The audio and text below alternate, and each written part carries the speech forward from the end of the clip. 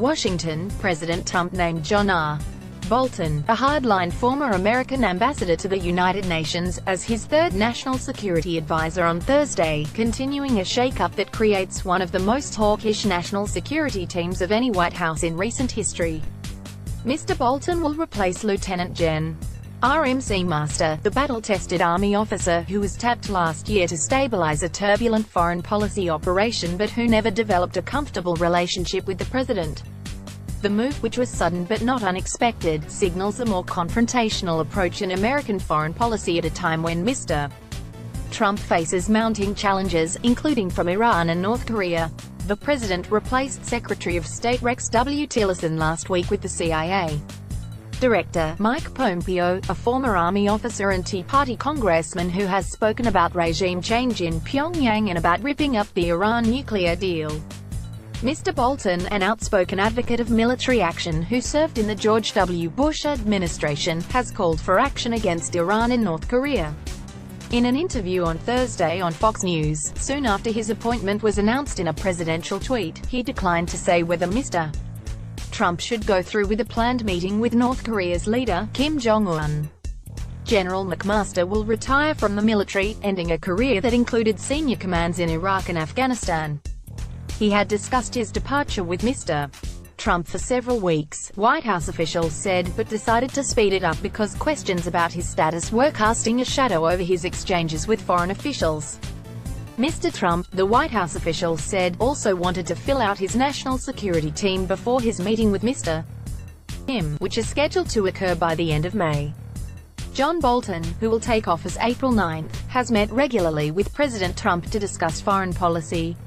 Alex Wong, Getty Images. Mr. Bolton, who will take office April 9, has met regularly with Mr. Trump to discuss foreign policy. Though he has been on a list of candidates for the post since the beginning of the administration, officials said Mr. Trump has hesitated, in part because of his negative reaction to Mr. Bolton's walrus-style mustache. On Thursday, however, Mr. Trump summoned him to the Oval Office to discuss the job. Hours later, Mr. Bolton was on Fox, where he has been an analyst, for a pre-scheduled interview, in which he confessed surprise at how quickly Mr.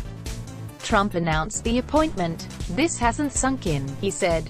News of the appointment competed with an exclusive interview on CNN of a former Playboy model, Karen McDougal, who described to Anderson Cooper what she said was a 9-month sexual relationship with Mr.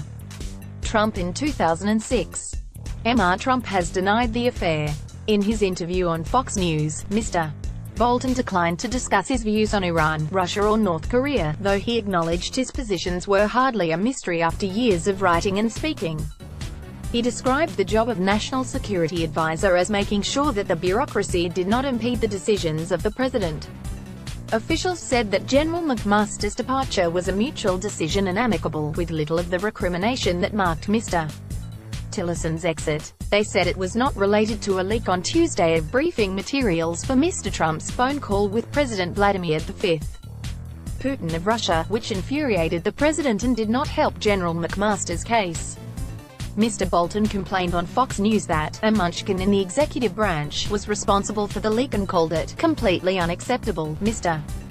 Trump issued a statement that coincided with his tweet. McMaster has served his country with distinction for more than 30 years, the statement said. He has won many battles and his bravery and toughness are legendary.